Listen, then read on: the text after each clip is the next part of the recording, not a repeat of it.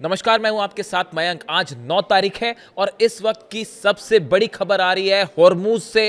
Hormuz में America का एक लड़ाकू अपाचे हेलीकॉप्टर तबाह हो गया है। देखिए, अपाचे हेलीकॉप्टर अमेरिका के वो हेलीकॉप्टर्स हैं जिनका इस्तेमाल ईरान की जो बोट्स हैं, जिनसे लगातार ईरान जो है हॉर्मूज में पेट्रोलिंग करता है या हमले करता है, उन पर निशाना बनाने के लिए अमेरिका इस अपाचे हेलीकॉप्टर्स का इस्तेमाल कर रहा था। और जो खबरें हैं उसके मुताबिक अपाचे हेलीकॉप्टर हॉर्मूज में तबाह हो गया है।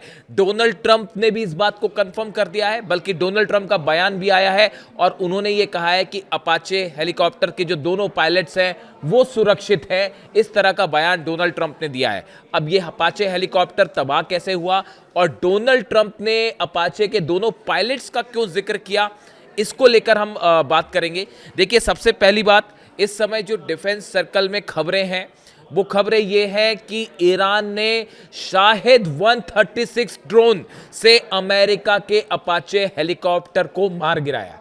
ये हमला उस वक्त हुआ बताया जा रहा है जब इजराइल और ईरान के बीच लगातार मिसाइलें बरस रही थी, हमले हो रहे थे एक दूसरे के बीच। इन्हीं हमलों के बीच में हॉर्मूज में अमेरिकी हेलीकॉप्टर गिर जाता है। देखिए, अभी जो व्हाइट हाउस की तरफ से जो बयान है या अमेरिका की तरफ से जो बयान आए हैं वो इसे एक दुर्घटना बता रहे हैं कि एक हादसा हुआ, उसमें शायद कोई खराबी आई, उसकी वजह से अपाचे जो है वो गिर गया। इस तरह की खबरें हैं और रेस्क्यू चलाया गया बड़ा भारी और वो पायलट्स को किसी तरह बचाया गया। ऐसा बयान अमेरिका की तरफ से। लेकिन ऑफिशियली अभी सेंटकॉम की तरफ से या फिर व्हाइट हाउस की तरफ से या विदेश विभाग अमेरिका का, वो अभी इस बात को साफ कुछ नहीं कह रहा है कि ये हादसा था या ईरान ने हमला किया था, बल्कि एक इन्वेस्टिगेशन भी शुरू हो गया है अमेरिका में कि ये अपाचे क्या ईरान के हमले से गिरा है। देखिए, पहले भी इस तरह की खबरें आई कि चाहे जेरल्ड आर फोर्ड हो या अब्राहम लिंकन हो, इस तरह की तमाम खबरें थी कि इन पर हमले हुए। अमेरिका ने पहले उसको स्वीकार नहीं किया, हाथ से बताते रहे, और हकीकत यह है कि जेरल्ड आर फोर्ड का तो यह हाल हो चुका है कि वो दूसरी बार शायद उसको उतारा ही ना जाए समंदर में, इतने बुरे हाल हैं। इसीलिए जो खबरें हैं डिफेंस सर्कल में ये मान के चला जा रहा है कि ईरान ने शाहिद 136 ड्रोन से इस अपाचे हेलीकॉप्टर को मार गिराया है। अब देखिए, अपाचे हेलीकॉप्टर, एक हेलीकॉप्टर गिरने को आप ये भी कह सकते हैं कि भाई एक ही हेलीकॉप्टर गिरा है, लेकिन इसके बड़े मायने हैं। बड़े मायने क्यों हैं? आप अपाचे हेलीकॉप्टर की जो खास बातें हैं वो देख लीजिए।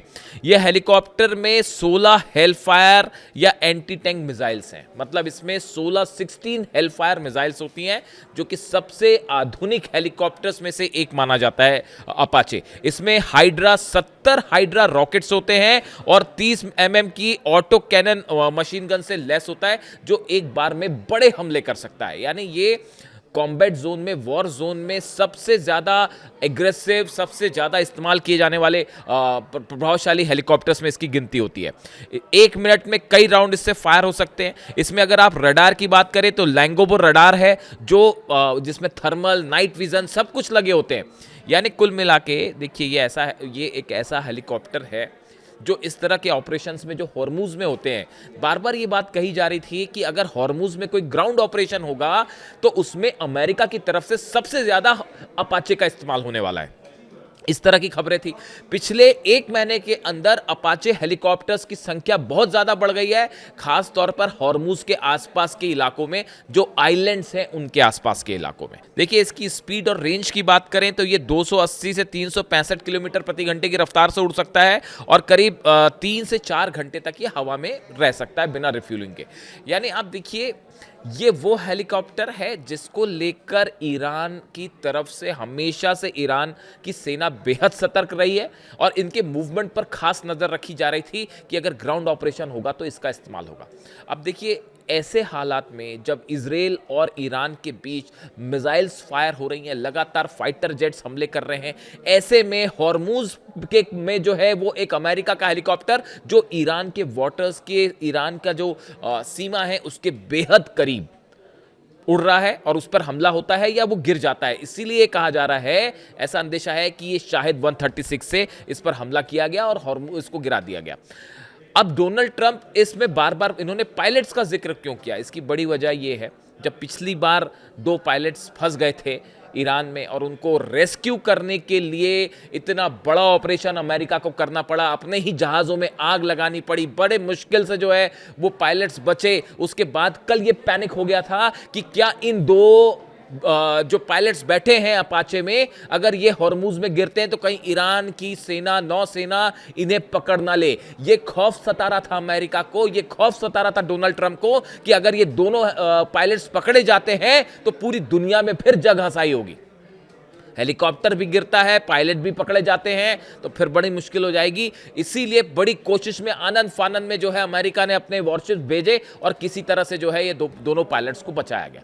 लेकिन ये एक बार फिर हॉर्मूज में ईरान ने ये साबित कर दिया है कि हॉर्मूज में चाहे ज़मीन हो, चाहे आसमान हो, चाहे जो है वो वाटर्स हो, हर जगह ईरान का कब्जा है। ईरान भारी पड़ रहा है अमेरिका में।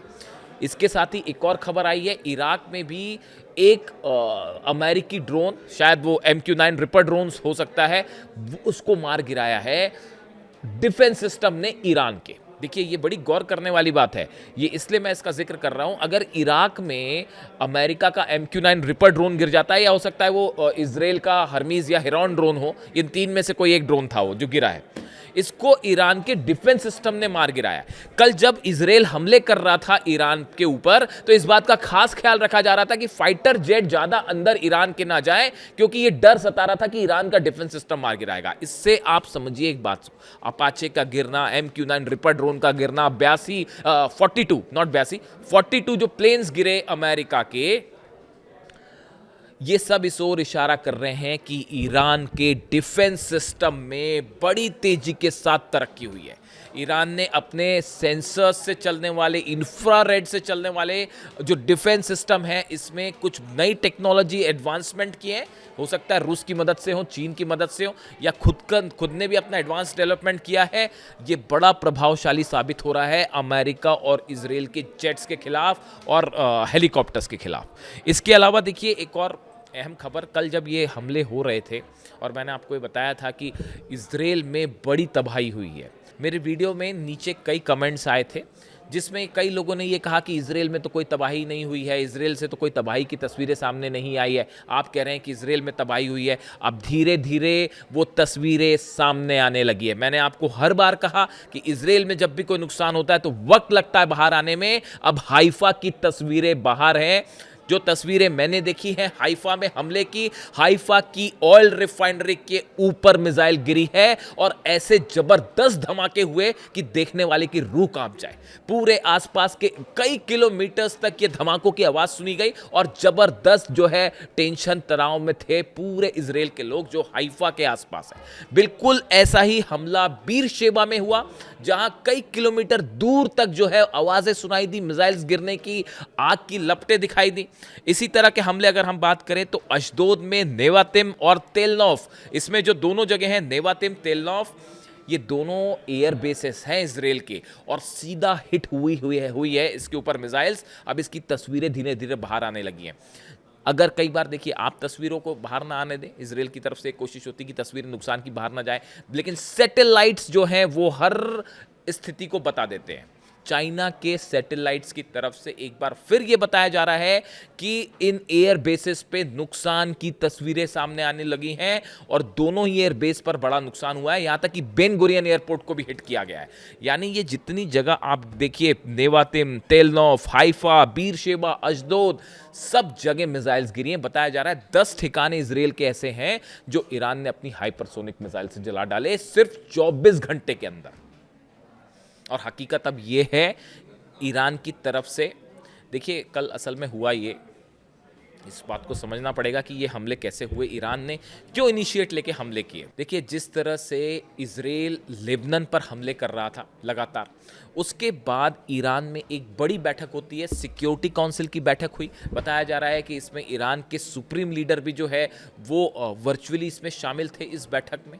इसके अलावा जो है वो तमाम जितने सेना से जुड़े बड़े अधिकारी थे वो इस बैठक में शामिल थे, सिक्योरिटी काउंसिल के सदस्य इसमें शामिल थे और कई अलग अलग जो ऑर्गेनाइजेशंस हैं उसके लीडर भी इसमें शामिल थे। इस बैठक में इस बात पर चर्चा की गई कि इजराइल जो लगातार हमले कर रहा है इसको कैसे रोका जाए। इस बैठक में जिक्र हुआ अली खामनेई साहब का। जिस तरह से अली खामनेई साहब ने जब लेबनान पर हमले हो रहे थे और हसन नसरल्लाह को जिस तरह से निशाना बनाया गया, उसके बाद 180 मिसाइल्स ईरान ने फायर की थी इजराइल के ऊपर लेबनान के लिए, उसका उदाहरण दिया गया और ये कहा गया कि अब वक्त आ गया है इजराइल को रोका जाए, नेतन्याहू को जवाब दिया जाए। और इस बैठक में फैसले में ये फैसला हुआ कि जो अंजाम होगा अब लेबनान को बचाने के लिए हमला किया जाएगा। और ये शर्त इजराइल के सामने रख दी गई है कि अगर अब फिर से हमला होगा तो फिर ऐसी ही हाइपरसोनिक मिसाइल से अटैक होगा। 10 शहरों में नुकसान हुआ है। अब इसकी खबरें आपको नुकसान की एक महीने बाद बाहर आएगी, इसका मतलब ये नहीं होता कि इजराइल में नुकसान नहीं हुआ है। आप सर्च करिए, बड़ा नुकसान हुआ है। और 24 घंटे के अंदर ईरान की जो हाइपरसोनिक बैलिस्टिक मिसाइल्स फायर की गई, इसका जवाब किसी के पास नहीं था। अमेरिका का थार्ड और पेट्रियट 24 घंटे ये कोशिश करता रहा कि किसी तरह इजराइल पर गिरने वाली मिसाइल्स को रोका जाए। पूरी तरह से अमेरिकन डिफेंस सिस्टम फेल हो चुका है। एक बार फिर थार्ड फेल हो गया, पेट्रियट फेल हो गया, आयरन डोम फेल हो गया, एरो जो है वो फेल हो गया। कुछ मिसाइल्स और ड्रोन्स इंटरसेप्ट हुए, इसमें कोई शक नहीं है, लेकिन बड़ी संख्या में मिसाइल्स गिरी हैं। और एक बार फिर ये बात सामने आ गई है कि चाहे इजराइल हो चाहे अमेरिका हो, डिफेंस सिस्टम ईरान की हाइपरसोनिक बैलिस्टिक मिसाइल्स को नहीं रोक सकता। ये फिर इस नुकसान ने सामने रख दी है इस बात को। और अब एक बार फिर जो है ईरान की तरफ से बात कह दी गई है कि अगर अब फिर से हमले होते हैं तो अंजाम फिर वही होगा। लेकिन अब आज सुबह की जो खबरें हैं कि टायर और नबाती, ये 2 इलाके हैं लेबनान के जहां पर एक बार फिर इजराइल की सेना ने हमले किए हैं। ये आज के हमले हैं, नए हमले हैं, जिसके बाद ये अंदेशा जताया जा रहा है कि अगर ये हमले जारी रहे तो एक बार फिर आज की रात ईरान की तरफ से हमले हो सकते हैं इजराइल के ऊपर। अब ये इजराइल को तय करना है कि इजराइल क्या चाह रहा है, नेतन्याहू क्या चाह रहे हैं। अब अगर किसी भी तरह का हमला होता है लेबनान में तो ईरान ने साफ रेड लाइन खींच दी है कि आपको नतीजा मिसाइलों से मिलेगा। इसके अलावा देखिए एक बेहद अहम खबर है जो कल इस पर मेरी नज़र थी। कई जगह कल सोशल साइट्स पे इस तरह के दावे हुए कि जो IRGC चीफ हैं अहमद वाहिदी साहब, इन पर हमला हुआ है। इस तरह की खबरें कल कई जगह थी सोशल साइट्स पे, मैंने देखी वो खबरें। इसको लेकर मैं 2 बात कहना चाहूँगा। पहली बात तो ये कि अभी तक किसी तरह का कोई कंफर्मेशन नहीं है कि अहमद वाहिदी साहब पर हमला हुआ है, बात नंबर 1। बात नंबर 2, ईरान के लिए ये बेहद ज़रूरी है, ईरान के लिए ये बेहद अहम है कि ईरान के जो कमांडर्स हैं या जो साइंटिस्ट हैं, न्यूक्लियर साइंटिस्ट या जो बड़े पदों पर बैठे अधिकारी हैं, इनकी हर हालत में रक्षा की जानी चाहिए। खासकर अहमद वाहिदी साहब, ये वो शख्स हैं, मैंने पिछले कुछ समय में इनको नोट किया, जो इनका एक्शन लेने का तरीका है, ये अली खामनेई साहब के बेहद करीबी रहे हैं और बेहद एग्रेसिव अप्रोच रहा है इनका। इस एग्रेसिव अप्रोच की वजह से आज आप हॉर्मूज पे बात करें, अमेरिका की सेना घुटनों पर है। अगर आप डील की बात करें, अमेरिका घुटनों पे है। ट्रंप अपनी शर्तों पर डील नहीं करवा पा रहे, उसकी बड़ी वजह है अहमद वाहिदी साहब। आज इजराइल पर अगर प्रीएम्प्टिव स्ट्राइक करी ईरान ने लेबनान के लिए, जो एग्रेसिव अप्रोच रखा है, उसमें भी बड़ी वजह, बड़ा रोल अहमद वाहिदी साहब का है। इसीलिए मैं देखिए अपने 3 वीडियो में मैं पहले ही कह चुका हूं, आप पिछले 1 महीने के मेरे 3 वीडियो उठा के देखिए, मैं बार बार इस बात को कह रहा हूं कि ईरान के सेना प्रमुख IRGC चीफ अहमद वाहिदी साहब इजराइल के और CIA के, अमेरिका के निशाने पर है। देखिए ये बात अच्छी है, ठीक है कि कोई भी देश का जो अधिकारी है वो ये सोच सकता है कि मैं देश के लिए शहीद होना चाहता हूँ। ईरान के कई सेना प्रमुख हैं या इस तरह के साइंटिस्ट हैं, वो ये बात सोच सकते हैं। लेकिन साथ में बेहद अहम ये है कि ईरान के जो बड़े अधिकारी हैं वो सुरक्षित रहें, ताकि जंग में इजराइल या अमेरिका को करारा जवाब दिया जा सके। खासकर अहमद वाहिदी साहब जैसे जो लीडर्स हैं, जो एक बड़े लंबे समय तक उन्होंने ग्राउंड्स पे काम किया है, कई जंग देखी है, उससे निकल के वो बाहर आए हैं, वो एक एक चीज़ को अच्छे से समझते हैं कि कैसी रणनीति बनाई जानी चाहिए। कासिम सुलेमानी साहब के करीबी रहे, उनसे सीखा उन्होंने कैसे ऑपरेशंस को किया जाए। ऐसे में अहमद वाहिदी साहब जैसे कमांडर्स जो हैं, उनकी सुरक्षा बेहद अहम हो जाती है। देखिए जब जंग होती है और जंग में जब सामने वाला दुश्मन ऐसा हो जो पल पल अपने रंग बदल रहा हो, अपने स्टैंड चेंज कर रहा हो, धोखे से हमला कर रहा हो, तो उसको उसी की भाषा में जवाब देना भी बेहद अहम हो जाता है।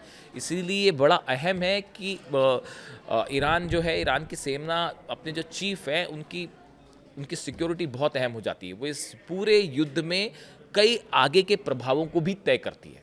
तो इसलिए फिलहाल अहमद वाहिदी साहब को लेकर जो खबर है कि उन पर हमले की खबर कई जगह आई, इसकी कोई पुष्टि नहीं है एज ऑफ नाउ। और हालात ये हैं कि एक बार फिर लेबनान में इजराइल ने हमला किया है और जिसका नतीजा फिर वही हो सकता है जो कल देखने को मिला, एक बार फिर ईरान की तरफ से हमले हो सकते हैं। दूसरी तरफ डोनाल्ड ट्रंप के दावे और चल रहे हैं कि जल्दी ही डील होने वाली है। किससे बात कर रहे हैं, क्या डील करने वाले हैं, वो खुद डोनाल्ड ट्रंप ही समझ सकते हैं और बार बार वो ऐसे बयान क्यों देते हैं समझ के बाहर है। लेकिन फिलहाल ईरान की तरफ से स्टैंड क्लियर है कि अगर हमला होता है लेबनान पे तो फिर करारा जवाब दिया जाएगा। और अपाचे हेलीकॉप्टर डाउन है, अभी देखिए धीरे धीरे पता चलेगा कि उसकी कई कहानियां निकल के सामने आएंगी। वीडियो कैसा लगा कमेंट करके बताइए। Thank you so much.